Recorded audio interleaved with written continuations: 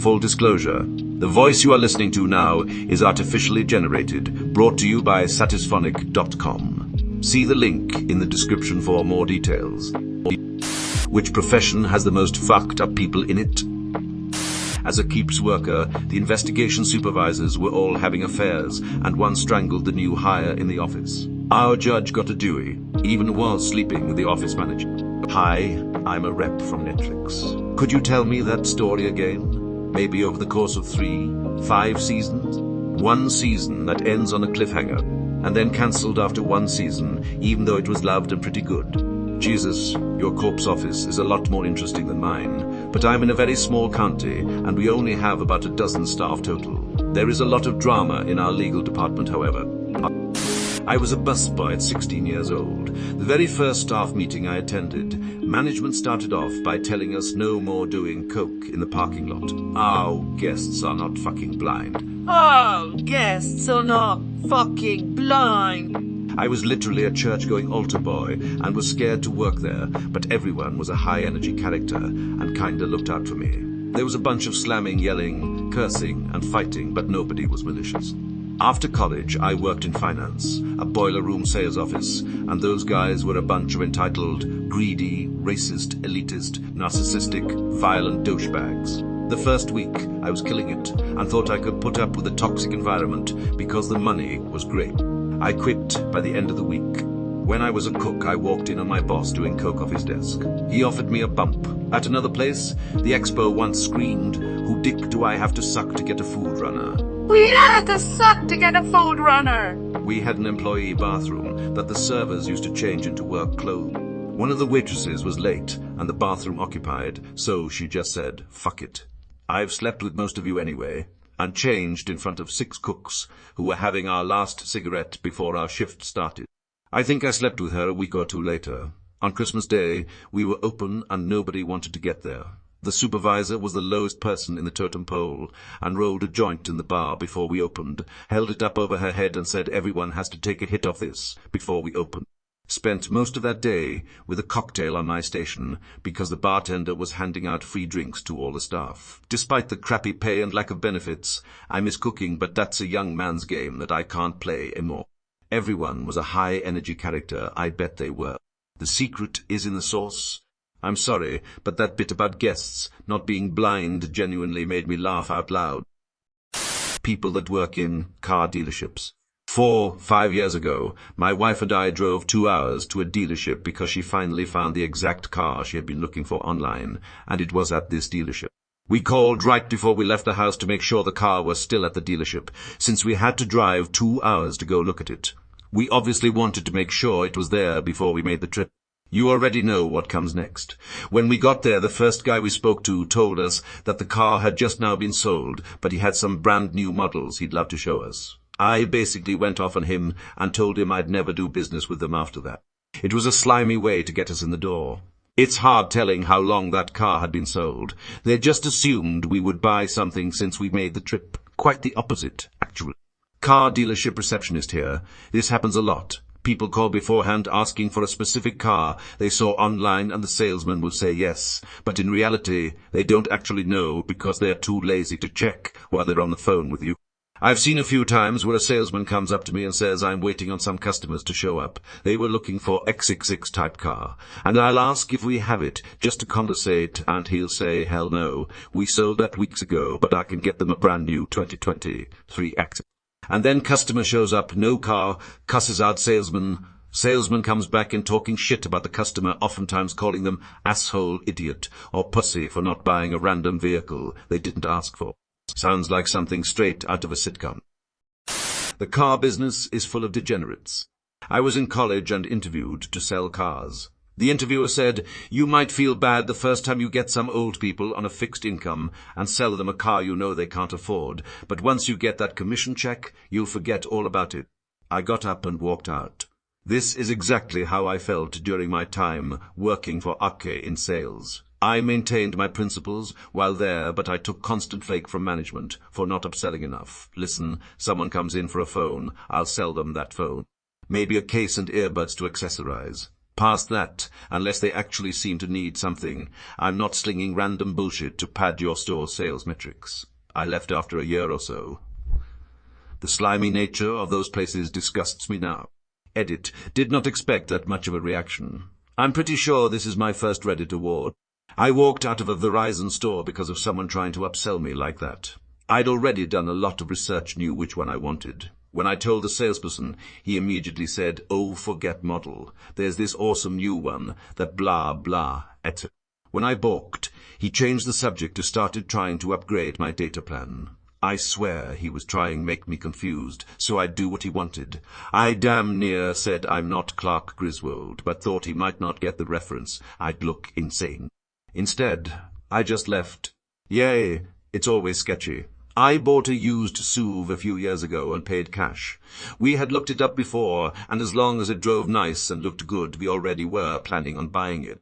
Drives great, and went into pay, and we were stuck there for like 4+ hours, because this dude would not stop trying to sell me a really crappy warranty. It was like 2 years or only 30,000 miles, whatever, hit first for like $3,500. We almost walked out paying cash because he wouldn't let it go and kept bringing different managers around to try and sell it. Lol. Years ago, my mom did walk out because of Bez like that. Same situation. She was happy with the vehicle and prepared to pay cash. They wouldn't stop playing games trying to wring more money out of her.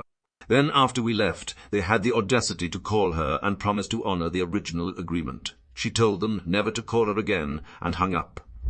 We weren't going back to that shit show.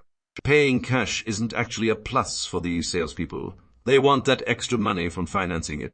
Sometimes you need to take yes for an answer and make the sale. These guys are generally so dishonest about the deals made that it's frustrating. I've often had the deal done with a handshake on out the door price. Then they renege on that with taxes aren't included. They were dealer fees they try to add on. And other crap. I usually just sit there and say they have 15 minutes to go get whatever approval they need to close the deal as agreed, or I walk. Then I start reading my email. Oh, and don't bother to come back with anything less than fully complying with the deal or the timer ends, and I walk. I have walked a few times and kept walking even as they continue to try their crap. Anyone who can't honor a deal isn't someone I want to deal with. That's invariably car dealers. Finally, someone said this. Dealership life, coked-up salespeople, techs with inflated egos, sexism, inept fixed operations employees, more drugs. I listened to an episode of This American Life where they spent a month at a car dealership. Not sure if this is standard, but at the dealership they went to, the manufacturer sets really high monthly sales goals that can be attained but just barely. If they meet their goal, they get a huge bonus that can mean the difference between being in the black and killing the business. They hit their goal with less than an hour before the deadline, after making a deal that in itself was a loss, but with the bonus, it didn't matter. Then when they came into work the next day, the clock had reset. Sounds like playing a real-life version of Majora's Mask on repeat, with that moon constantly getting bigger and bigger. Emphasis on dealership life. My husband used to be a tech at a dealership, and that was the most toxic part of his life. Literally everything you described is accurate. The hubris of the owners led to the dealership losing its franchise where I was. I was a warranty administrator, and a gal that did the same for her department kept warning them about claims that could get charged back and cost them a ton of money. We were right. I left before the fallout and went to a mom-and-pop wholesaler and couldn't be happier. Been there going on 20 years now. People I have met who are life coaches seem to be the most whack, doodle people ever. I've had 2 close friends in my life become life coaches. Calling them whack, doodle is close to the truth. They are. But emo, there is more to it. They want to help people, but have no discerning skills outside of reading to your much fad. Fitness self, help literature, and being charismatic. Also, are both fairly wealthy, but didn't make the money themselves. I think their heart is in the right place, but the wealth, crunchy granola bars, and pseudo-intellectualism, many from self-help books, melted their brain. As an old professor of mine once said, life coaches are people who want to be psychologists without going through the work of actually becoming a psychologist. Me being a psychology student, feel that so much. My ex once confronted me about the difference of a coach and a psychologist, and a psychologist and a psychologist, and I felt really offended. is not about feeling superior, nothing like that, but putting yourself through the path to really learn how things work in an organized way. Not just what matters to you, not only giving advice, ethics exist. There's regulations. Also, psychology is not only about helping people out in their decisions and being healthy. There's research, teaching, social work, education, etc. Psychotherapy is a tiny category. Also the science behind it. It's always good to know what you're talking about and who came up with that theory based on what. Their opinions are just as valid as your science. Isaac Asimov. There is a cult of ignorance in the United States, and there has always been. The strain of anti-intellectualism has been a constant thread winding its way through our political and cultural life, nurtured by the false notion that democracy means that my ignorance is just as good as your knowledge. I have a foreboding of an America in my children's or grandchildren's time, when the United States is a service and information economy, when nearly all the manufacturing industries have slipped away to other countries, when awesome technological powers are in the hands of a very few, and no one, representing the public interest, can even grasp the issues, when the people have lost the ability to set their own agendas or knowledgeably question those in authority, when, clutching our crystals and nervously consulting our horoscopes, our critical faculties in decline, unable to distinguish between what feels good and what's true, we slide, almost without noticing, back into superstition and darkness. The dumbing down of American is most evident in the slow decay of substantive content in the enormously influential media, the 30-second sound bites, now down to 10 seconds or less, lowest common denominator programming, credulous presentations on superstition, but especially a kind of celebration of ignorance. Carl Sagan, The Demon-Haunted World, Science as a Candle in the Dark, published 1996. These men saw it all. Yep. They have a can-do-it attitude, but fail to tell people they often inherited a ton of money, and it's way to look for friends without coming off that way. People like this have never truly struggled due to circumstances outside their control. People with money to fall back on don't realize how that changes their mindset. A lady I used to work with became a life coach after taking voluntary redundancy. She'd been working there for 15 years, so the package was quite good, and she was always ridiculously upbeat about things, to the point it was almost annoying, so it seemed to suit her. Lots of FB and LinkedIn posts followed promoting her life coach business. Her struggles were the voluntary redundancy, giving up sugar, losing 10 lives, and finding the confidence to become a life coach. Her husband was a director of the business he works for, so financially they were fine regardless. I think she's self-published a book now. I went to my cousin's high school graduation this year. One of the student graduate speakers was going to go to school to be a life coach, who hires an 18-year-old life coach who completed an online training program. What wisdom can they possibly impart? How to survive high school. My host dad was a life coach. To this day, I don't know what he actually did, and if he even made money of it. I feel it was just part of his midlife craze. He got divorced, lost weight, and had several plastic surgeries. He also sold his construction company to become a life coach. After a few years, he's doing construction work again. That's pretty much by design, since their job is based on manipulating vulnerable people en masse. You don't need to actually help them with good advice, just give them bullshit that sounds plausible enough so they would come for more, while still being fucked. M's. High stress, odd hours, and in most of the country, ridiculously low pay. There's a lot of phenomenal medics whose lives are an absolute mess. When I was in high school, I dated a guy who was working as an EMT during his senior year because he was already 18. We lived in a small town, and he could do his schoolwork during the downtime at his shifts. So it was a pretty sweet gig for the most part, and he had gotten into it through the volunteer fire department. But this was also around the time they opened a new truck stop on the highway just posted of our town. It basically in the quiet place between our town and the next town. He ended up working a really bad scene one night when one of those trucks leaving the stop pulled out onto the highway, and a minivan with an entire family from baby to grandparents hit the side of it, going at least 60. He thought he was okay afterwards, but one of the people who survived was another teenager at our school, and he saw him in the hallway one day and just broke down. He dropped out and got his GED and applied for college right after that. So it was a good and bad thing, I guess. This was around 2000, so hopefully he's doing okay now. Film industry. Lots of egomaniacs and emotionally unavailable individuals. 10-hour days with lots of unforeseen overtime back-to-back for weeks or months at a time. Then you end up unemployed for months at a time, gearing up unemployed for months at a time, gearing up for the next onslaught of work. Either always traveling for the job in the middle of nowhere or stuck in a studio. We say the shit runs downhill, so usually anyone in a higher position feels the need to belittle it. Barely anyone likes to take accountability and will quickly pass on the blame if they can, again, usually to someone down the chain. Fast-paced, high-pressure environments. Crazy amounts of money riding on projects. Lots of substance abuse and affairs. Rap parties especially go crazy. The city I'm from has a good film community, so I've had a blast so far, but have definitely endured abuse from the occasional interstate folk and heard other crazy horror stories. Scrolled way too far to find this. It's definitely a shit industry, more toxic than most. If you're not being abused or taken advantage of, low to no pay, long hours, yelled at by higher-ups on power trips, then you're a victim of gatekeeping by people constantly telling you to pay your dues. This goes on for years, until maybe someday you get a decent paying gig or a guild membership, and the money makes the abuse and long hours worth it, even though the money is barely enough to live in one of the most expensive cities on the planet. It really attracts two kinds of people. People who want to be creative and make that passion project that's been burning inside them, and people that get their rocks off by abusing the first group. It's incredibly toxic. The Me Too movement barely scratches the surface and didn't change much. Men and women are still being sexually assaulted by mostly male executives. Bigger yet, the whole industry thrives on workers being taken advantage of because there really isn't any short supply of people to replace you with.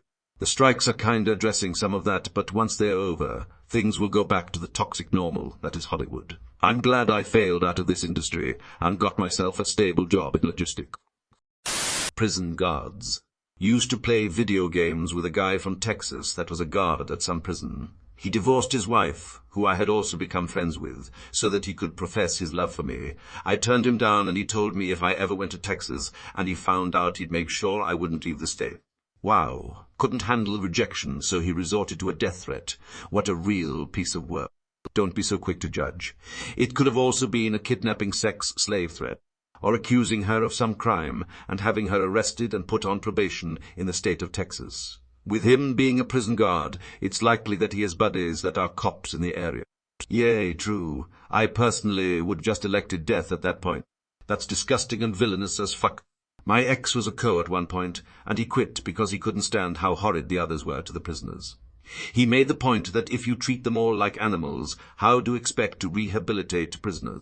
He wouldn't tell me a lot because he said some of the things he witnessed were vile. He tried to be kind to the prisoners, not to the point of allowing them to run over him, but to show that he saw them as human beings. My ex isn't even that great of a person, lol, but I'll give him this one. My aunt has been in and out of the prison system the last few years. It's a long story, and while she did deserve to serve time, she is not a bad person. She's a broken woman who lost her child, fell into drugs to control her grief, and made some really bad choices. The co's she's told us about are horrid. They look down on all of them, and treat the women even lesser than the men. They would treat her like she was a murderer or something, steal their mail, and wouldn't allow them to seek medical attention when they needed it. Eek, why, in America of all places, we have allowed our prison systems to become so deplorable. I get they are there to be punished, but they are also there to be rehabilitated and returned to society as a more capable person. But they don't, because the prisons are just making them feel like they are nothing but trash. There's a reason that there is such a high rate of offenders returning to prison, because they are short of being tortured and are never given the resources or tools to get their life together. Not all prisoners are murderers, rapists, etc. Many are good people who made a bad decision, and probably when they were in a bad position in their life. Edit. I'm getting a lot of responses about my part saying, in America of all places, and yes, I realize our history is not good. Trust me, I'm one of the people constantly screaming about the lies we were raised on, etc. I'm not trying to pretend that we didn't have slaves, that we still aren't fighting against racism, classism, homophobia, and more. It's very harmful to ignore the atrocities that your country has committed. We should acknowledge and try to be better. I just want to add, almost every single country in the world has some type of history they aren't proud of. It's not just America. The problem with many Americans is they want to ignore our history and pretend we are perfect in every way, and that's simply not true. It was more of a point that not being a third world country, we have almost comparable prisons. To be fair, I don't know a ton about prisons in other countries and need to educate myself more, but I know some other countries have much better prison systems and such, where rehabilitation is the focus. Please don't break down an entire 3-paragraph comment discussing the conditions of our prisons into 5 words that can be taken out of context. I know America has issues. Most of us do know. We aren't the worst country in the world, but we are far from the best too. Our history is covered in death and blood, as is most of world history. It's just sad that humans, for all of our achievements, still don't know how to be decent to each other. I can agree with all of this. You can treat a person with respect and dignity, but still enforce the rules. I've had inmates protect me from other inmates, especially when I was pregnant. It's disgusting, having to watch and protect over a child molester, but you should still be able to do your job without being on their level. Honestly shocked, no one has mentioned the music industry scene, and at every level. Drug and alcohol abuse, domestic violence, sociopathy, and narcissistic abuse, bullying, gatekeeping, rape, etc., especially at the local level in everyone's local music scene. Even the hipsters, the musicians date and all their friends. Toxic. Yay, I worked in a big local scene for years. It made me really jaded towards music. There are plenty of wholesome, talented artists, but it's overshadowed by the number of predators that only joined a band to be sexually aggressive and push drugs onto 18-year-olds. And you can't separate art from artist when you're stuck in a green room with a monster. I absolutely agree. My local indie music scene, hipsters, is just like this. Girls have committed suicide, girls have been abused by sociopaths. People odd constantly. The male abusers are enabled, and the female victims are bullied and ostracized, and after already being violently abused.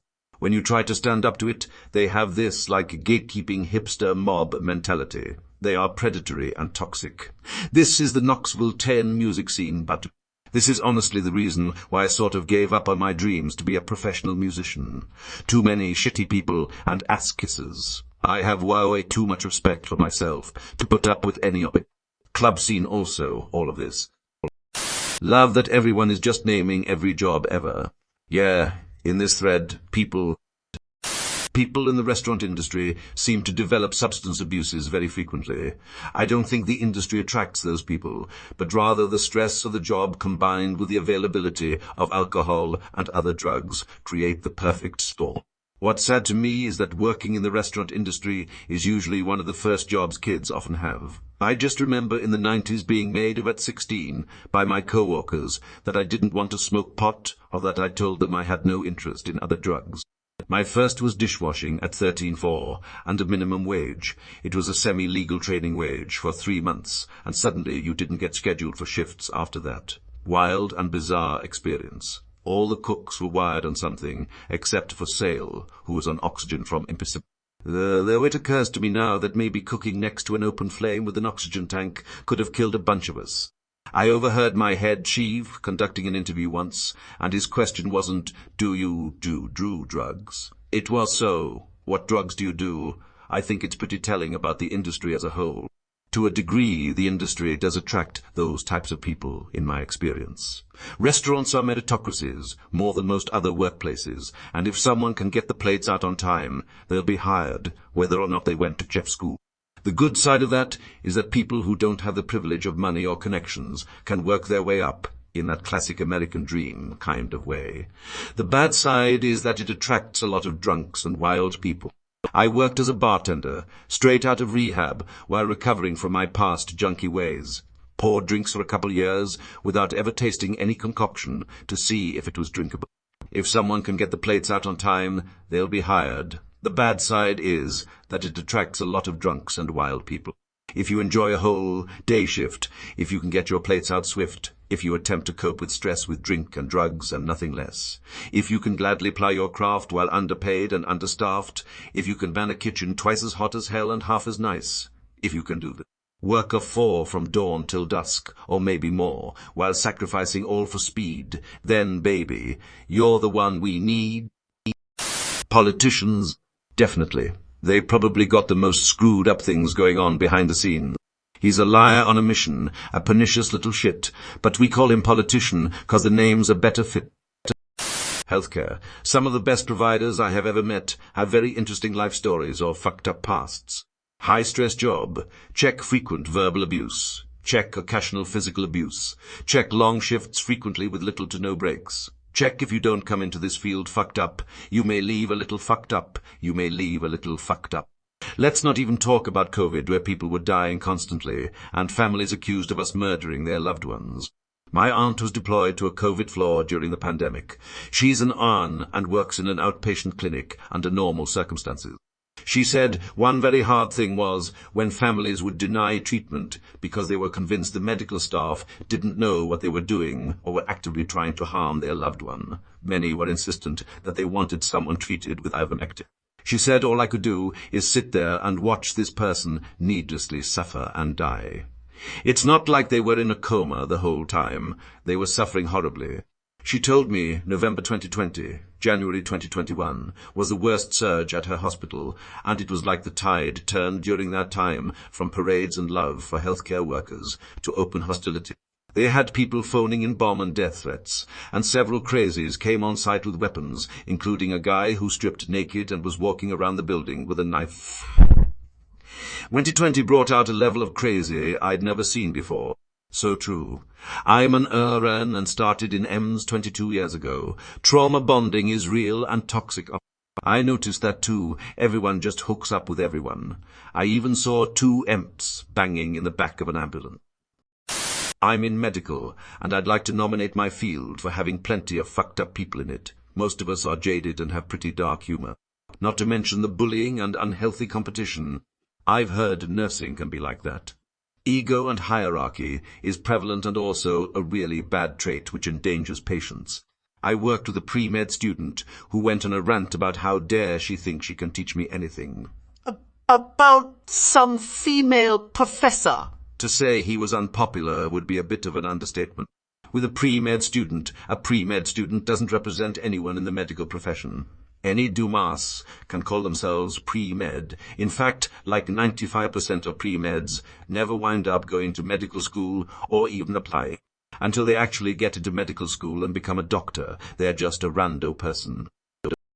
Professional wrestling. I just watched Hulk Hogan interview on Theo Von's podcast, and it's amazing how he's still alive and 90% of his friends are dead. With a pre-med student doesn't represent anyone in the medical profession. Any dumbass can call themselves pre-med. In fact, like 95% of pre-meds never wind up going to medical school or even apply.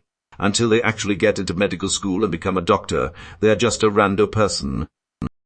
Real estate agents. Gotta be a massive cunt to do that job. My old roommate was a real estate agent. She was a cokehead, had a pattern of pursuing married men, talked crap about everyone around her, dead behind the eyes, abusive, controlling, and the list goes on. So glad that toxic women is no longer in my life. 15 years ago, we were to close on our house at Fortin on a business day. My wife and I were to meet at the house during our lunch hour, around noon, for the final inspection and walk through with our buyer's agent. My wife never showed, didn't answer the phone, and didn't call, so eventually I did the walk through without her and drove back to the office. On the way to the appointment, my wife was in a car accident only 2 miles from the house. I was hit with all this reality as I drove past the accident and saw her standing at the scene crying. This is not one of my favorite memories, but I'm glad she was not seriously injured. Her cell phone was broken in the collision and her car was totaled. We got her to the hospital, and after learning she was okay, we rescheduled the closing for 5:30 p.m. The other, seller's agent did not attend the closing. At first we didn't think much of it, since people's schedules are often not very fluid. But because the seller's agent did not attend, we needed to drive to the realty office, only half a mile from the home, to get the key to the house we just bought. We got there, and they were closed with one agent still lingering inside. We explained the situation to them through the glass door, and while we had the appropriate legal paperwork, and he could verify the appointment and sale information, and he called the seller's agent, and he had the house key in the office, he, through the glass door, refused to give us the key.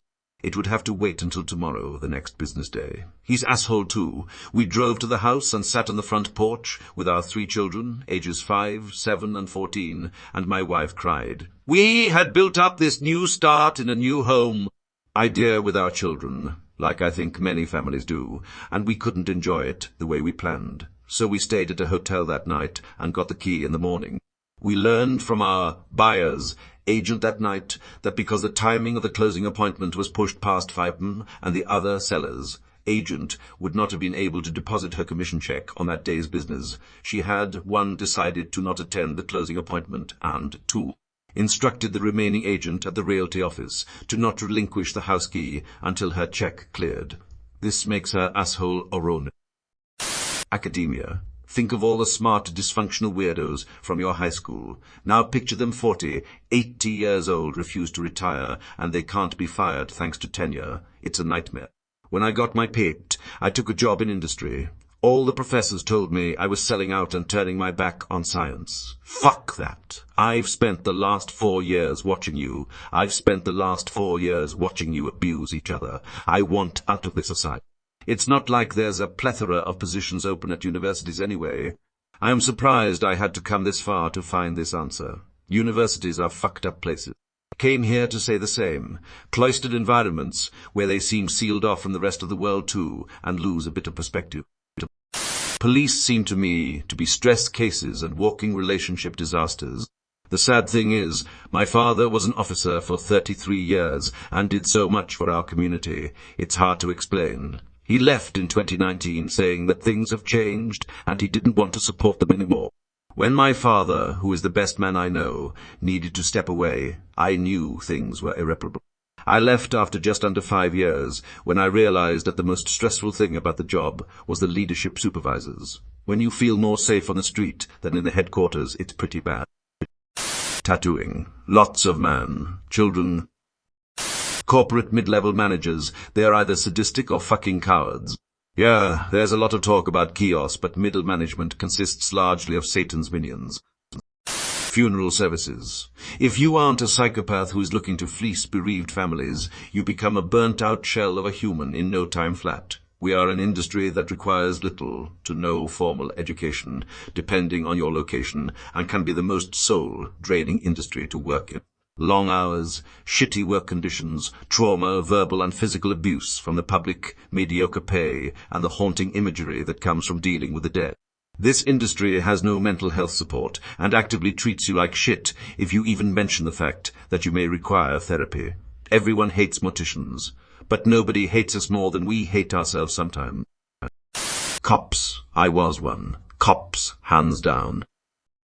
Psychologist. The stories they hear sometimes have to mess with their head 100%. It also seems that a lot of them get into the profession because they have some issues themselves they're trying to figure out. Porn stars. They are definitely fucked. Veterinarians. Look up the drug abuse and suicide rates. I don't think that's because they're fucked up though. It's because they have to see people treat their pets like objects. I don't think this is why. As a veterinarian, people are either crazier about their pets' health than their own children's health, or they have significant financial constraints. Clients rarely say, thank you.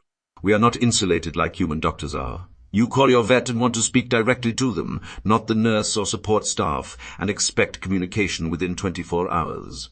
We have no one to help us with medical records. We don't charge for our time enough.